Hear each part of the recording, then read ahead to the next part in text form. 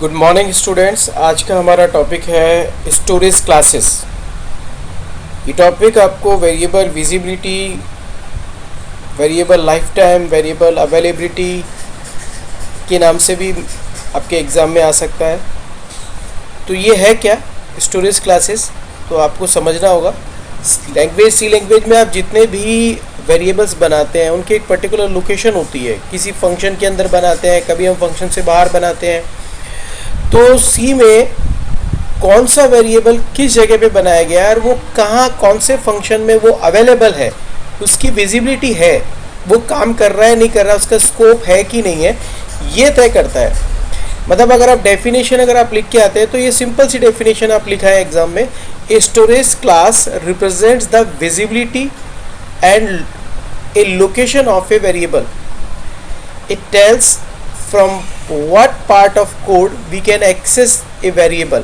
मतलब वेरिएबल का हम कौन से पार्ट, किस किस पार्ट में उसको लैंग्वेज में यूज़ कर सकते हैं, ये आपका स्टोरेज क्लासेस डिफाइन करती है। इसे स्टोरेज क्लासेस आपके वेरिएबल की कुछ चीज़ों को तय करती है, जैसे वेरिएबल का स्कोप कहाँ कहाँ होगा, वेरिएबल की लोकेशन कहाँ है, वो कहाँ बनाया गया है, क्या वहाँ के अलावा कहीं और भी यूज़ हो सकता है, क्या वेरिएबल को कोई और फंक्शन या कहीं और जगह से उसको इनिशियलाइज किया जा सकता है जिस जगह वो बनाया गया है।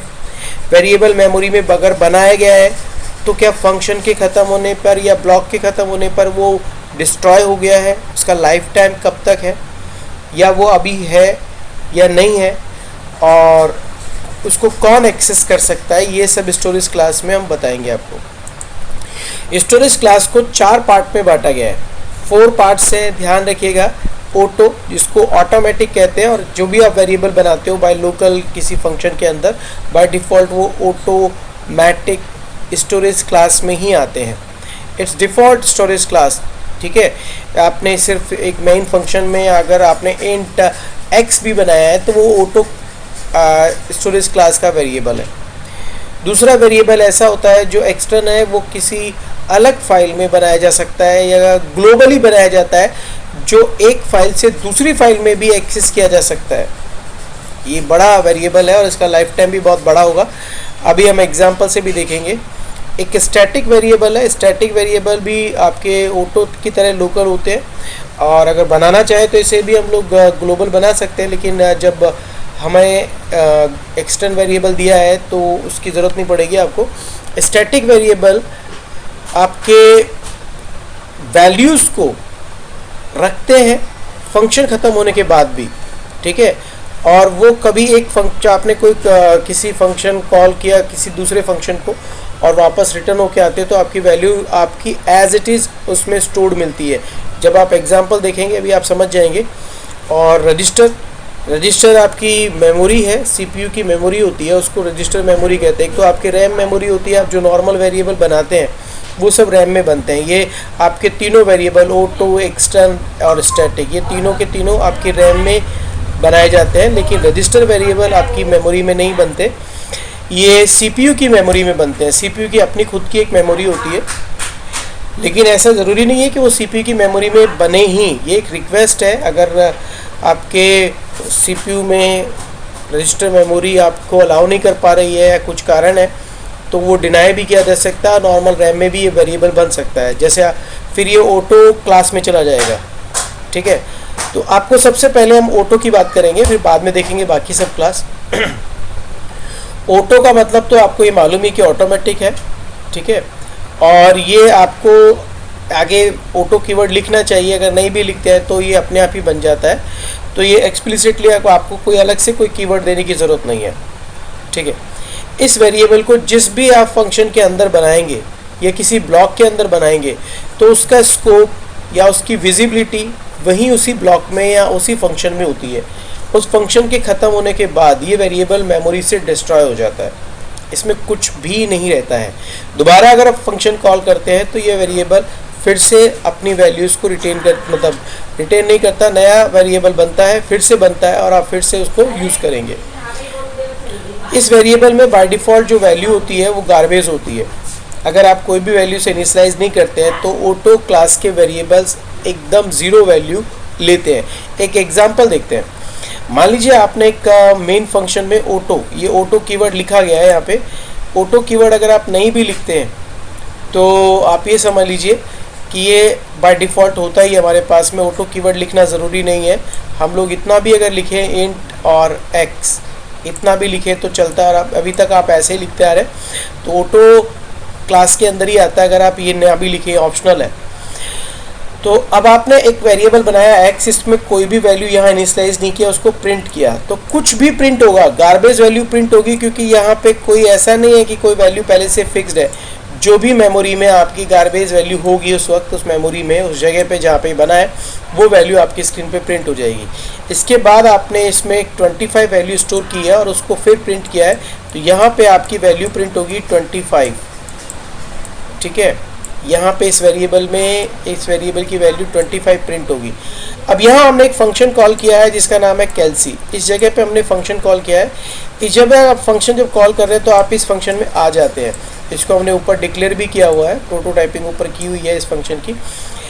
ये फंक्शन में एक और वेरिएबल बनाया गया है, वो भी ऑटो क्लास के अंदर ही है। अगर ना भी लिखे तो भी मैंने बताया कि ये वाई वेरिएबल है, और जब इसको प्रिंट करेंगे तो ये भी आपका गार्बेज ही प्रिंट करेगा, गार्बेज प्रिंट होगा। यहाँ पर भी हमने शुरुआत में जब वेरिएबल बनाया और बाद में प्रिंट किया तो ये भी गार्बेज वैल्यू प्रिंट कर रहा है, G4 गार्बेज। लेकिन बाद में यहाँ पे इसने 25 प्रिंट किया, यहाँ गार्बेज वैल्यू प्रिंट हो रही है। वाई को अगर 50 आप प्रोवाइड कराते हैं तो आपका वाई 50 यहाँ पे प्रिंट करेगा। ठीक है, अब बात ये आती है कि हमने यहाँ पे एक और स्टेटमेंट लिखा है। ये रेड कलर में आप देख रहे हैं एक स्टेटमेंट लिखा गया है जिसमें आप x को प्रिंट कर रहे हैं। अब x जो है इस फंक्शन के अंदर नहीं है, x आपका इस फंक्शन का वेरिएबल है, इसका अलग वेरिएबल है, इसका y वेरिएबल है। x अगर वेरिएबल इसका होता तो अपना पर्सनल होता, हर एक के अपने पर्सनल वेरिएबल्स होते हैं। इस फंक्शन का अपना पर्सनल वेरिएबल है, ये एक ब्लॉक है, ये एक अलग ब्लॉक है। ठीक है, तो ये जो x है आपको यहाँ पे प्रोवाइड नहीं कराया जाएगा, यहाँ इस फंक्शन में ये प्रोवाइड नहीं कराया जाएगा। तो आपको जब ये स्टेटमेंट लिख रहे हो तो ये यहाँ पे अवेलेबल नहीं है, आपको एरर मिलेगी। यहाँ आपके सामने एरर आएगी कि ये वेरिएबल आपका डिफाइंड नहीं है, वेरिएबल नॉट डिफाइंड। ये एरर आपके पास आएगी यहाँ पे, क्योंकि ये वेरिएबल यहाँ एक्सेस नहीं किया जा सकता। तो इससे आपको क्या क्या समझ में आता है? देखिए, स्टोरेज क्लास से हमारे को ये समझ में आता है, ऑटो स्टोरेज क्लास से हमारे को क्या क्या समझ में आ रहा है कि ऑटो स्टोरेज क्लास में एक सबसे बड़ी बात ये है कि हम लोग, एक तो पहली बात, जितने भी वेरिएबल्स हमने बनाए हैं वो एक ब्लॉक के अंदर हैं और वो उसी ब्लॉक में यूज़ हो सकते हैं, दूसरे ब्लॉक में यूज़ नहीं हो सकते। दूसरी बात, अगर उनको इनिशियलाइज नहीं किया जाए तो उसमें गार्बेज वैल्यू प्रिंट होगी। तीसरी बात, जितने भी आपके लोकल वेरिएबल्स हैं जिनको ऑटो, ये आपके ऑटो आपके वेरिएबल्स हैं, ऑटोमेटिक वाले क्लास के वेरिएबल हैं, ये विदाउट ऑटो कीवर्ड के भी बनते हैं। इनमें आपको ऑटो कीवर्ड लिखना ज़रूरी नहीं होता।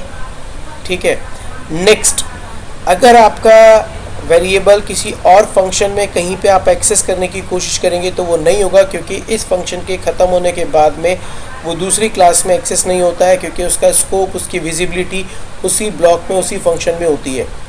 हाँ, इतना ज़रूर हो सकता है कि अगर मैं वापस से इसी फंक्शन में आऊँ, मान लीजिए कैल्सी में आऊँ और ये वैल्यू को देखूँगा तो ये वैल्यू मुझे नहीं मिलेगी, क्योंकि ये एक लोकल वेरिएबल है और अपनी वैल्यू को मेंटेन नहीं कर पाते हैं। जैसे फंक्शन ख़त्म हो जाते हैं, मेमोरी से मर जाते हैं, डिस्ट्रॉय हो जाते हैं, ख़त्म हो जाते हैं, तो यहाँ पे ऐसा कुछ भी नहीं बचेगा।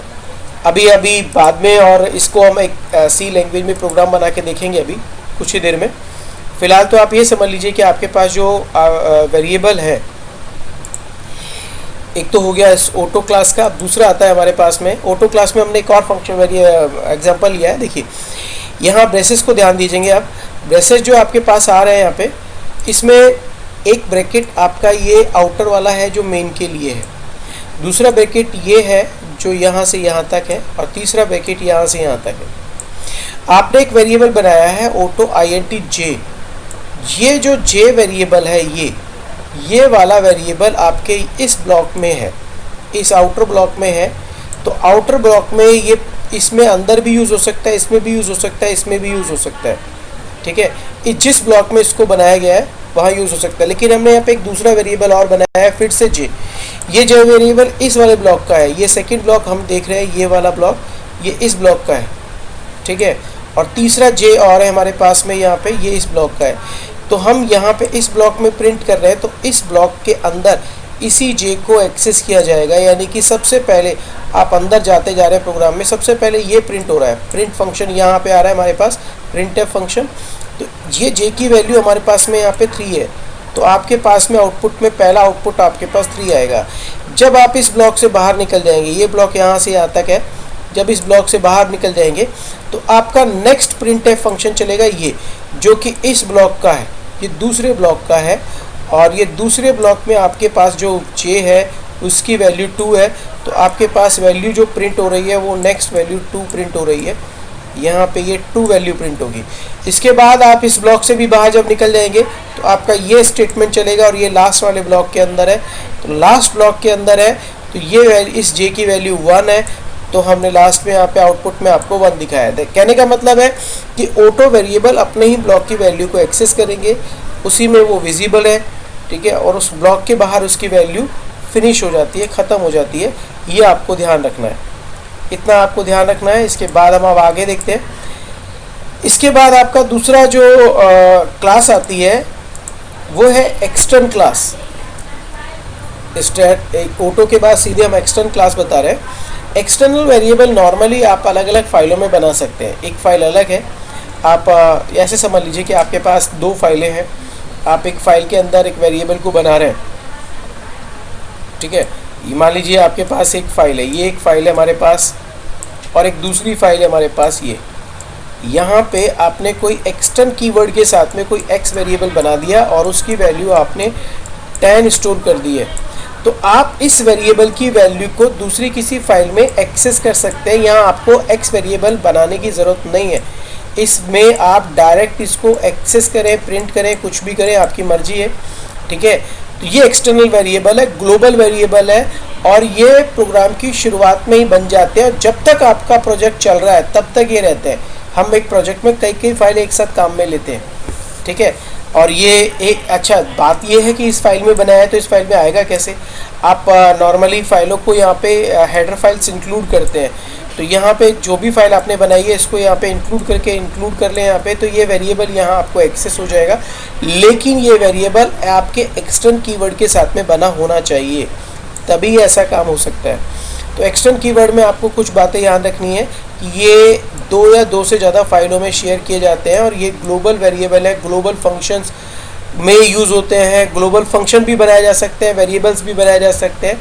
एक्सटर्न मतलब यही होता है, फंक्शन भी बनाते हैं नॉर्मल। यहाँ पे अभी आपने कोई फंक्शन बनाया फंक्शन, और वो फंक्शन आपको दूसरी क्लास में एक्सेस करना है तो वो भी किया जा सकता है, ठीक है। ये हमारे पास में इसकी ख़ास बात होती है। और एक बात और ध्यान रखना है कि ये कभी भी गार्बेज वैल्यू इनिशियलाइज नहीं करते हैं। जब भी आप एक्सटर्नल कीवर्ड बनाएंगे, एक्सटर्नल कीवर्ड के साथ में वेरिएबल बनाएंगे, तो ये हमेशा 0 प्रोवाइड कराते हैं। इनिशियलाइजेशन इनका 0 से होता है। अगर आपने कोई वेरिएबल बनाया, उसको आपने कोई वैल्यू नहीं दी है, तो बाय डिफ़ॉल्ट 0 वैल्यू लेंगे। इसका एग्जांपल देखते हैं। हमारे पास में एक फ़ाइल है सी नाम से, यहाँ पे वेरिएबल सी नाम से हमने एक फ़ाइल बनाई है। यहाँ देखें, एक हमने वेरिएबल सी नाम से एक फ़ाइल बनाई है, इसमें 2 वेरिएबल बनाए हैं, num1 num2। इसकी वैल्यू है हमारे पास में 20 और 30। और ये एक दूसरा एक प्रोग्राम है हमारे पास में example.c। हमारी ये जो फाइल है variable.c, इसको हमने यहाँ पे इंक्लूड कर लिया। यहाँ पे ये c है, ठीक है। variable.c को हमने यहाँ पे इंक्लूड कर लिया। ये गलती से h लिख दिया क्योंकि हमने c नाम से बनाया हुआ है, ठीक है। यहाँ इंक्लूड किया, और ये दोनों वेरिएबल अलग फाइल में, ये सेपरेट फाइल है अलग। और आप इन वेरिएबल्स के नाम देखिए, num1 और num2 है, और हमने यहाँ पे num1 num2 नहीं बनाया। एक नया वेरिएबल जो बनाया है वो ऐड नाम से बनाया हुआ है। ये एक नया वेरिएबल है, और num1 प्लस num2 को हम ऐड कर रहे हैं, और यहाँ पे हम प्रिंट कर रहे हैं। देखिए 1% 2 3% लगाया हमने, इक्वल टू भी लिखा है। num1 num2 और ऐड तीनों की वैल्यू प्रिंट कर रहे हैं। तो num1 की वैल्यू हमारे पास 20 है, जो कि आपके आउटपुट में आएगी। num2 की वैल्यू, दूसरा वेरिएबल num2 की वैल्यू को प्रिंट करा जो कि 30 है, हमारे पास 30 है, ये भी प्रिंट होगी यहाँ पे। और इन दोनों को ऐड किया हमने, ऐड करने के बाद में हमारे पास आ रहा है 50, तो ये आपका 50 जो कि ऐड वेरिएबल की वैल्यू यहाँ आपके थर्ड वेरिएबल, थर्ड जो आपने यहाँ पे कंट्रोल स्ट्रिंग लिखा उसके साथ प्रिंट होगी। मेरे कहने का मतलब है आप अलग अलग फाइल से इसको एक्सेस कर सकते हैं। अभी सी में सेम ऐसा ही प्रोग्राम हम बना के देखेंगे तो आपको ये समझ में आ जाएगा कि ये वेरिएबल हमारे कैसे काम करते हैं। आप ऐसे भी एक और बात ध्यान रखनी है कि अगर मान लीजिए सेम फाइल में ही अगर आप एक्सटर्नल वेरिएबल बना रहे हैं, आप सेम फाइल में भी बना सकते हैं और यूज़ भी कर सकते हैं, डजंट मैटर। लेकिन एक बात का ध्यान रखना पड़ेगा कि आपने एक्सटर्नल वेरिएबल बना लिया, अब ये यूज़ हो सकते हैं आपको यहाँ पे दोबारा बनाने की ज़रूरत नहीं है। लेकिन बाई चांस आपने गलती से दोबारा यहाँ बना भी दिए, ये दो वेरिएबल हमने num1 num2 ग्लोबल वेरिएबल बना रखे हैं जिनकी वैल्यू 20 एंड 30 है, ये दोबारा हमने फिर से बना लिए। ये अब लोकल इसके अंदर बना दिए हमने मेन फंक्शन के अंदर। अब मेन फंक्शन में इनकी वैल्यू 3 और 4 है, तो जब मेन फंक्शन में इनको यूज़ किया जाएगा num1 और num2 को, तो मेन फंक्शन अपने ही खुद के वेरिएबल्स को यूज़ करेगा।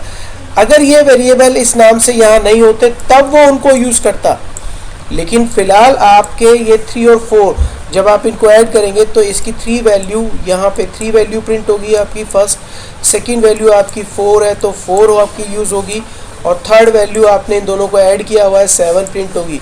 तो एक्सटर्नल वेरिएबल का बनाने का मतलब ये नहीं कि वो अगर आपके बने हुए तो उस नाम से आप कोई अपना वेरिएबल नहीं बना सकते। आप अपना वेरिएबल बनाइए, आपका ही काम में आएगा। लेकिन अगर आप